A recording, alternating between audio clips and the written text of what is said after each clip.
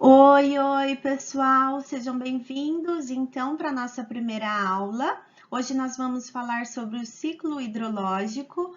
Esse não é um assunto novo para nenhum de vocês, então tenho certeza que se lembram bem de todas as etapas do ciclo que vocês já viram aí, além de na vida, né, que a gente percebe isso no nosso dia a dia.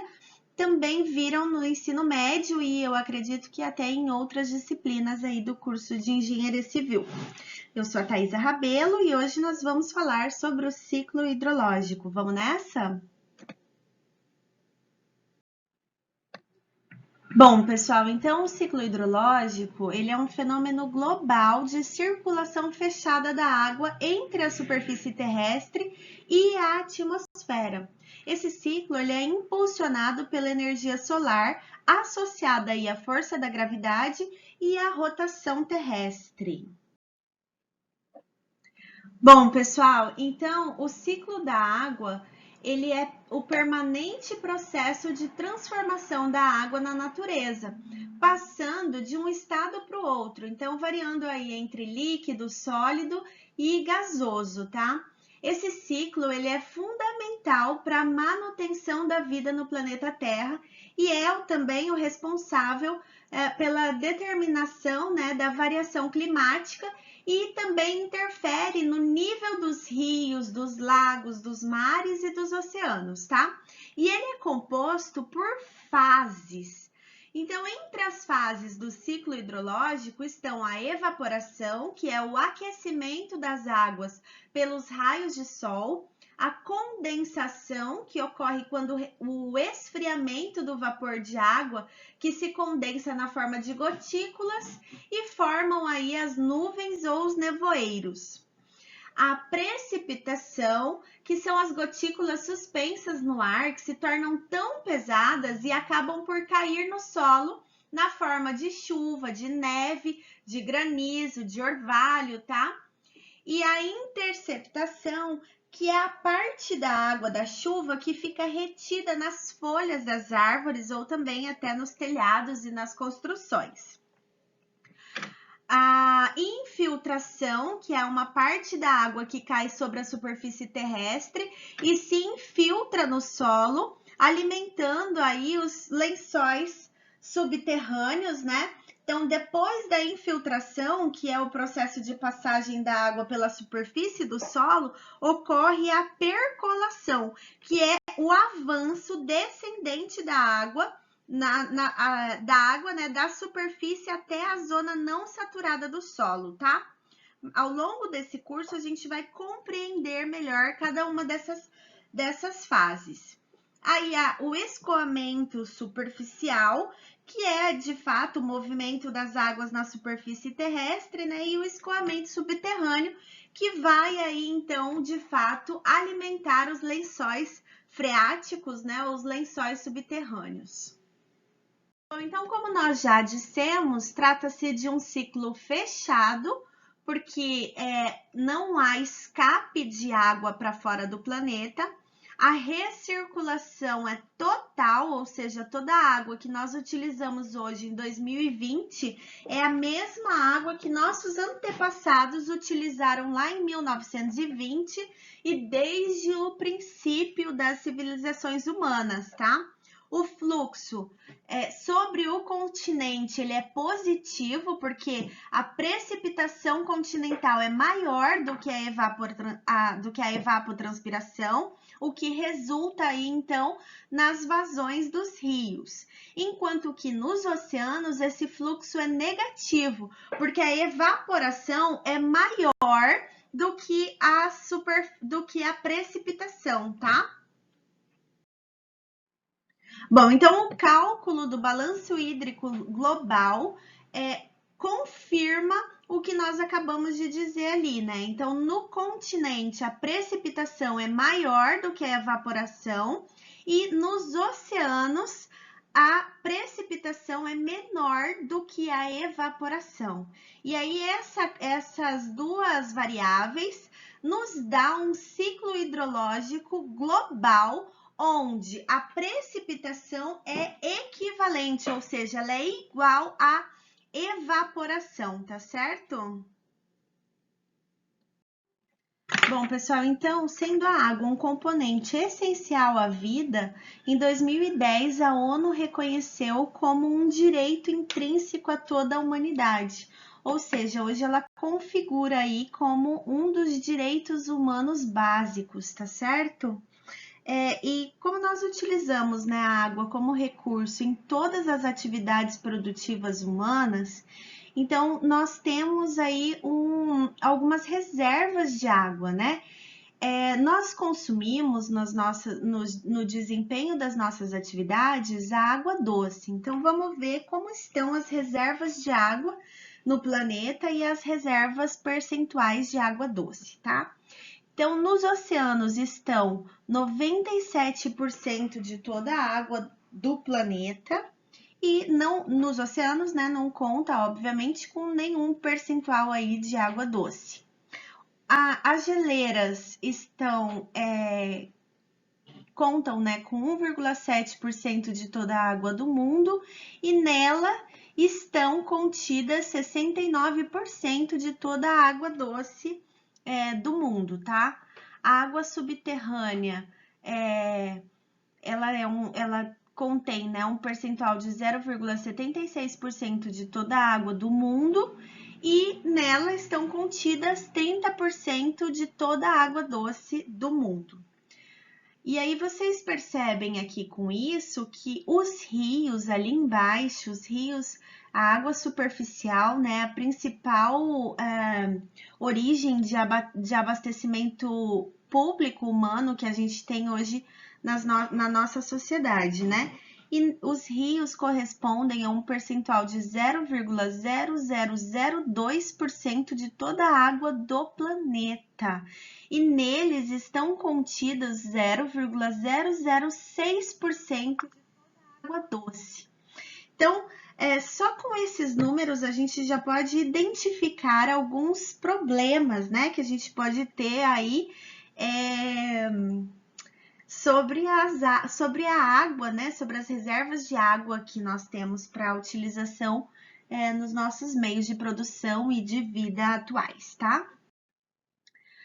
Bom, então, como eu disse para vocês, o ciclo hidrológico global, ele é um ciclo fechado, né? Porque não há saída, não há escape de água para fora, para além dos limites do planeta. Agora, quando a gente analisa o ciclo hidrológico do ponto de vista regional, aí ele se torna um ciclo aberto. É fácil para vocês compreenderem essa questão, pessoal? Ao longo dessa aula a gente vai entender melhor isso, mas eu estou dizendo que regionalmente eu estou aqui tratando de uma bacia hidrográfica, de uma cidade, de um estado, de uma região, tá? E vocês vão ver como que a água ela circula entre bacias hidrográficas e entre regiões, tá? Porque parte dessa água retorna para a atmosfera e parte da água é trazida de fora dessa região pela atmosfera, tá? E aí esse ciclo hidrológico regional, ele também pode ser calculado através de um balanço hídrico, tá? Simplificando essa questão, aqui a gente tem uma figura que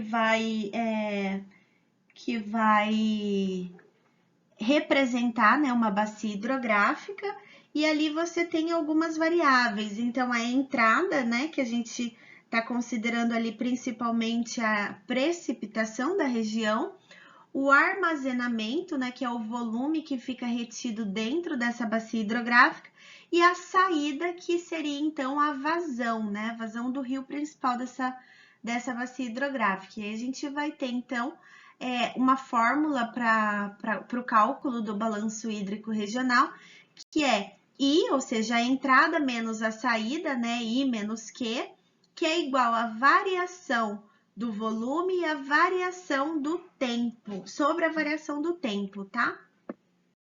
Bom, então, para a gente calcular aí o balanço anual de uma bacia hidrográfica, a gente tem que identificar as entradas e as saídas de água.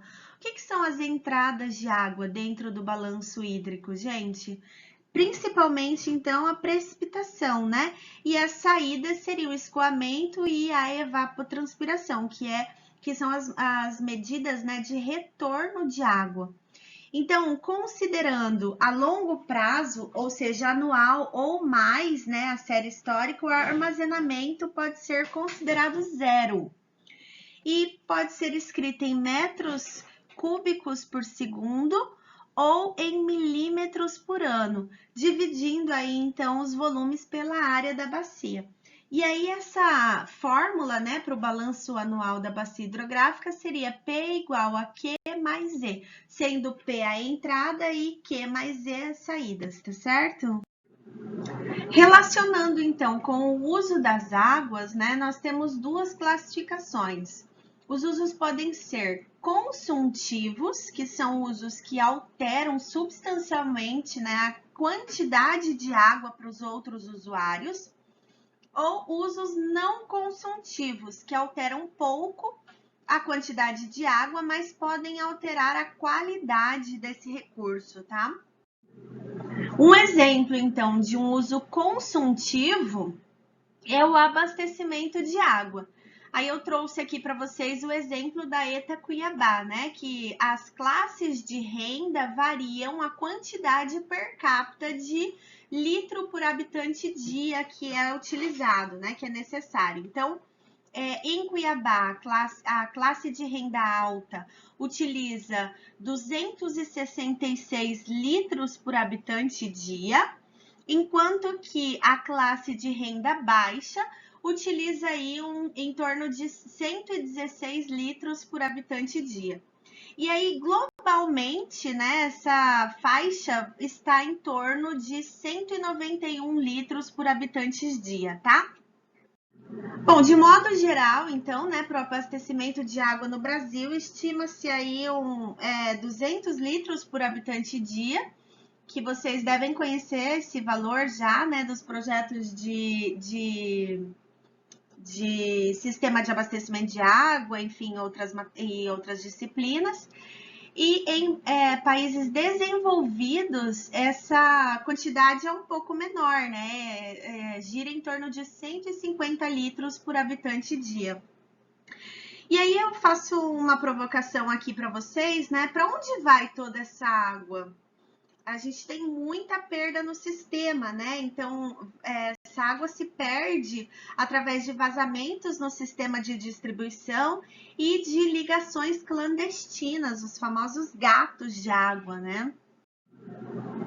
É estimado aí que a distribuição do consumo de água em uma habitação seja de 46 litros a cada banho, 9 litros para quem tem máquina de lavar louça, 9 litros também para higiene pessoal, 3 litros é destinado para cozinhar e para beber, 8 litros são outros usos, né, dentro de uma casa.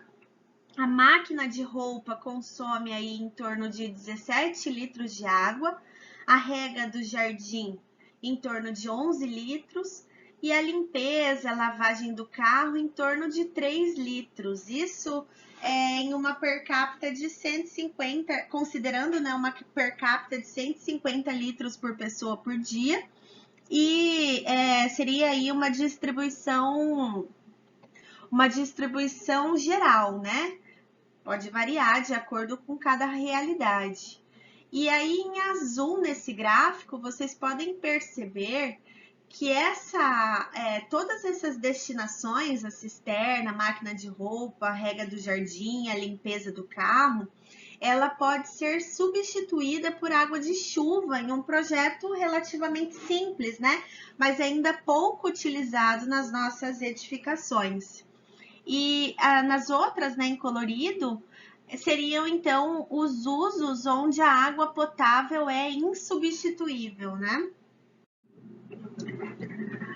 Bom, então, gente, quanto se gasta de água por dia em diversos países do mundo? Vamos analisar ali, ó. Um canadense, então, ele gasta até 600 litros de água. E aí, quando a gente compara, né, um canadense com um africano da região subsaariana, que gasta até 20 litros por dia, a gente percebe que mundialmente a gente tem um problema muito sério de distribuição de água, né? E principalmente se a gente lembrar que a água potável, o acesso à água potável é um dos direitos humanos da ONU, né? Então percebam que tem um problema grave aí. E aí o norte-americano ele gasta em média 350 litros e um brasileiro em média 187 litros, né? Aí aqui embaixo a gente coloca que é possível fazer economia com alguns dispositivos domésticos, né? Por exemplo, no banho, na descarga acoplada, na lavagem de mãos, no ato de escovar os dentes, né? E também na água potável que a gente ingere. Então, essa simulação ela indica que seria possível aí economizar um total de 49,6 litros de água por dia por pessoa, né? Bom, então entre os usos consultivos, nós temos a irrigação, que hoje, né, no nosso estado, é feita principalmente através de pivôs centrais, que tem como vantagens a melhor produtividade e o menor risco climático, né? Mas também apresentam aí algumas desvantagens, né? Um sistema como esse, ele tem um custo mais elevado e ele gasta mais água, podendo então, em algumas regiões, gerar conflitos com outros usuários.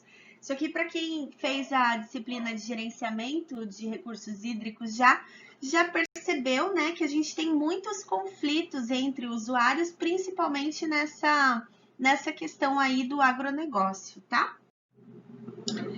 Bom, então, o volume de água captada no Brasil em 2009, esse é um dado de 2009, indica que 47% de todo o volume de água captada no país vai para a irrigação. 26% vai para o abastecimento urbano, 17% para o abastecimento industrial, 8% para a criação animal e 2%, né, para o meio rural, para as zonas rurais, para os conjuntos rurais, tá? Bom, pessoal, então, uma metodologia utilizada aí para conscientização do uso de água, né, é a pegada hídrica, que é um cálculo do volume total de água doce que é utilizado para produzir os bens e serviços que são consumidos tanto pelo indivíduo quanto pelas comunidades ou que são utilizados nos processos das empresas, tá? E essa pegada hídrica, ela traz o conceito de água virtual, ou seja, a água que eu não vejo que estou utilizando. Então, aqui, por exemplo, nesse exemplo, para cada litro de cerveja produzido, é consumido 5 litros e meio de água. Então, pessoal, a água real seria esse litro de cerveja que foi produzido e a água virtual seriam esses 5 litros e meio que estão sendo consumidos no processo de fabricação, tá? De produção. Então, percebam aqui que entre os exemplos que esse quadro apresenta, né, a produção de carne bovina e laticínios são os usos que mais consomem água virtual, tá? Então, para cada quilo de carne bovina, são consumidos 17.100 litros de água.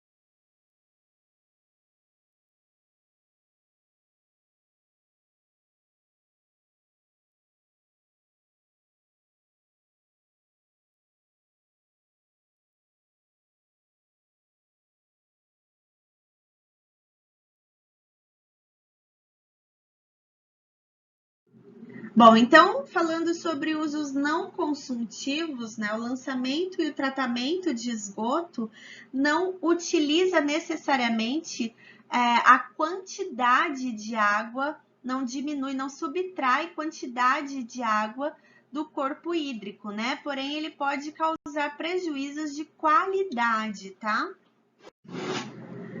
Outros usos não consultivos são a navegação, aqui citando como exemplo o trecho brasileiro, né, da hidrovia Paraguai-Paraná. A geração de energia também é um uso não consultivo, e aqui eu trago dois exemplos, que é a usina de Manso e a usina do Jauru. Também são usos não consultivos a recreação e o turismo. Fazem parte dos usos não consultivos a pesca, tanto na modalidade esportiva quanto na modalidade artesanal. Bom, então, gente, fazem parte dos usos não consultivos, e aqui eu chamo a atenção para que isso também é considerado um uso, tá? Um uso do recurso hídrico, a manutenção dos ecossistemas aquáticos. Então, nesse caso aqui, eu estou falando de água que serve apenas para a manutenção desse recurso, tá? E aí é um uso não consultivo, porque ele não demanda a retirada, a captação de água, tá? E aí, falando da manutenção dos ecossistemas aquáticos enquanto um uso do recurso hídrico, eu pergunto a vocês, quanto de água pode ser retirada de um rio sem que haja um impacto significativo sobre os organismos que nele vivem? Os problemas que estão relacionados aos recursos hídricos são os mais comuns, né, nas nossas cidades. Então, o sumiço de nascentes, a diminuição do estoque pesqueiro, a aceleração dos processos erosivos através do assoreamento. A agricultura em área de recarga de aquífero também pode ser um problema relacionado aos recursos hídricos, né? Porque pode haver contaminação do lençol freático com defensivos agrícolas ou com fertilizantes, né? Com metais pesados. O aumento da frequência de seca e cheia através das mudanças climáticas que a gente tem vivenciado muito esse ano, né? Então, muito se fala aí do período de seca intenso que nós estamos vivendo nos últimos tempos, que não se foram vistos, né, nas séries históricas mais recentes. Bom, entre os problemas relacionados aos recursos hídricos, né, estão a alteração do ciclo hidrológico na bacia através aí de períodos de mudança climática, né? Então, percebam que nesses gráficos, os níveis médios e anuais e as tendências para os dois períodos hidrológicos, eles obedecem a variações muito distintas, né?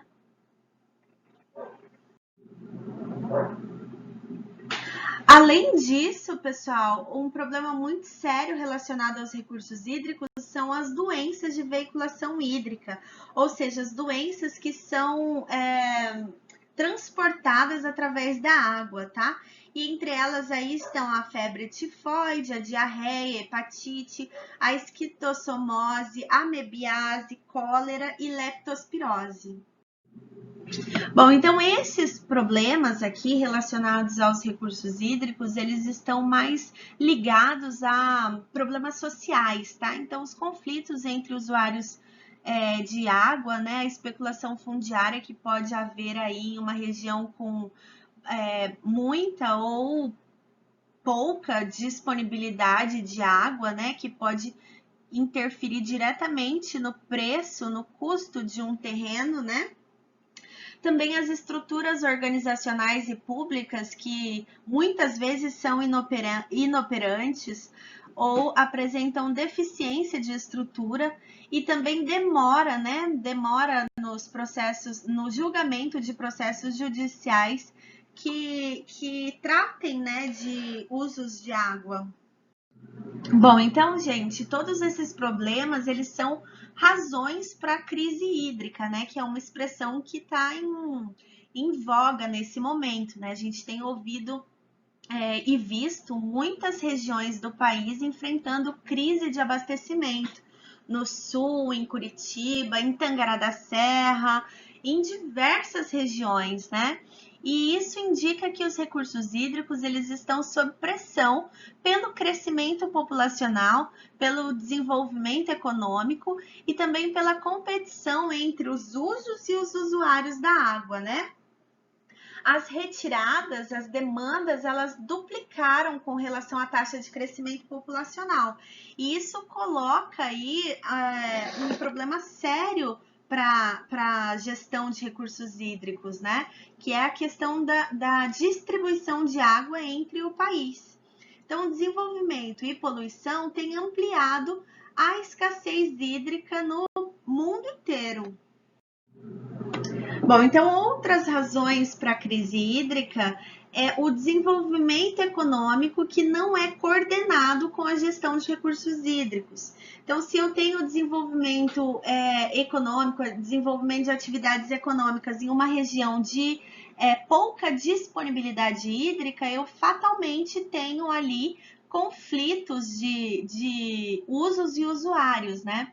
Além disso, as mudanças climáticas que nós estamos acompanhando nos últimos dias e muito intensamente nesse ano de 2020, elas terão e têm, né, impacto direto sobre os recursos hídricos e sobre a disponibilidade desses recursos para cada região.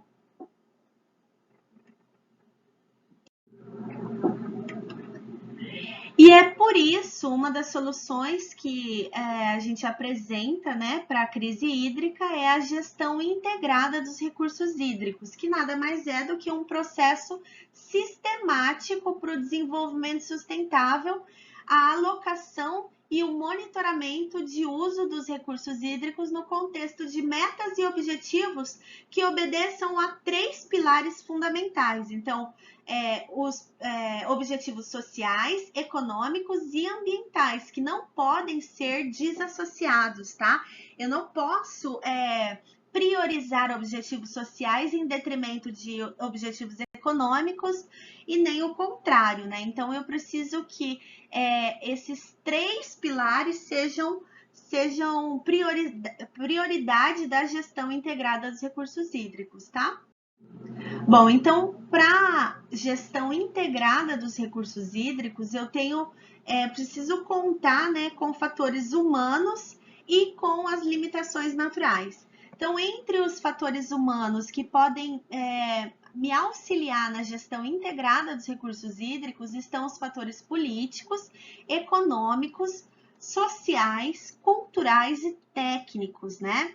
Enquanto que entre as limitações naturais estão a atmosfera, que vai determinar o clima, né? A biosfera, que é a cobertura vegetal, que fatalmente contribui aí com o microclima e com a disponibilidade hídrica. A hidrosfera, né, que são as águas de superfície, as águas subterrâneas e a litosfera, tá? Que é a superfície terrestre. E aí, através dessa gestão, eu posso, então, ter um balanço de recurso hídrico, que é o equilíbrio entre a oferta e a demanda. O que é oferta, gente? Oferta é a quantidade de água disponível. Então, em algumas regiões eu posso ter, né, escassez natural ou a exploração sem controle de águas subterrâneas, ou a degradação da qualidade desses recursos, ou um custo mais alto ou mais baixo em relação às outras regiões, né? E as demandas são o aumento em todos os setores, né? E o uso ineficiente. Então, se eu consigo equilibrar a oferta e a demanda, eu tenho, então, de fato, né, a gestão integrada de recursos hídricos. Qual é o desafio para alcançar essa gestão integrada? Então, basicamente, é ampliar o acesso à água de todos os usuários e de saneamento básico. Como que a gente faz isso? O que é necessário para que isso aconteça? Bom, basicamente, né, o governo precisa incluir isso entre suas pastas prioritárias, precisa haver o financiamento adequado de longo prazo, precisa haver solução para os conflitos entre os usuários de água, precisa haver a defesa dos mais necessitados, né? Ou seja, aqueles usuários que não têm acesso financeiro a um advogado para requerer os seus direitos, né? Aumentar a capacidade dos governos em prestar o serviço a todos os usuários. E todos os usuários de água, gente, que a gente está falando, a gente está falando de todos mesmo, tá? Então, quem seriam os usuários de água? A gente tem 3 grupos sociais principais, tá? Que são a sociedade civil, onde entram todas as organizações não governamentais, as pessoas, as comunidades rurais, as comunidades indígenas, os quilombolas, tá? Aí a gente também tem os usuários de água bruta, que é o mercado, né? Que são grandes consumidores de água, então o abastecimento público através das concessionárias de saneamento, as indústrias, o setor do agronegócio, né? Que utiliza água para irrigação, e também temos o poder público, que é o mediador dessa gestão, né? Que é o mediador que deveria fazer o equilíbrio entre todos os usuários, né? Então, o poder público aí conta com as 3 esferas, né? Que é estadual, municipal e federal, tá certo? Bom, então, gente, para resumir tudo que a gente disse hoje, se a gente fizer um tour pelo Brasil, do extremo norte, que é o Oiapoque, descendo, atravessando o país, atravessando mais um pouco o país, viajando por todo o nosso país, até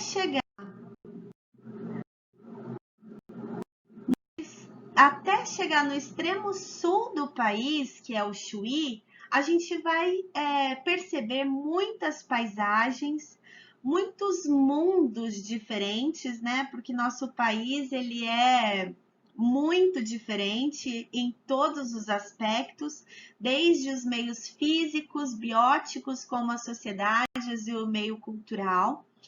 E, portanto, a dinâmica das águas, ela também é muito diferente, conta com disponibilidades muito diferentes e com necessidades diversas, com saberes empíricos absolutamente variados, né? E aí a gente percebe, então, que a hidrologia traz um padrão de disponibilidade de água, um padrão de demanda de água e um padrão de determinação de quantidade e qualidade de água. E é a hidrologia, então, através de todos esses padrões, que nos dá, né, ferramentas para que seja feito um planejamento e uma gestão das águas eficiente. Bom, concluindo, né? Todas essas diferentes realidades do nosso país geram diferentes sistemas. E esses sistemas, eles são vinculados às condições físicas e hidrológicas de cada região, mas também a tradições institucionais. E também são resultados de negociações políticas, que a gente vê na disciplina que nós fizemos no semestre passado, né? De gerenciamento dos recursos hídricos. E aí a questão básica seria como alocar um recurso escasso, que é a água, entre os usuários, incluindo a manutenção dos ecossistemas e que seja competitivo ao longo do tempo. Aí eu peço que vocês pensem um pouco nessa questão.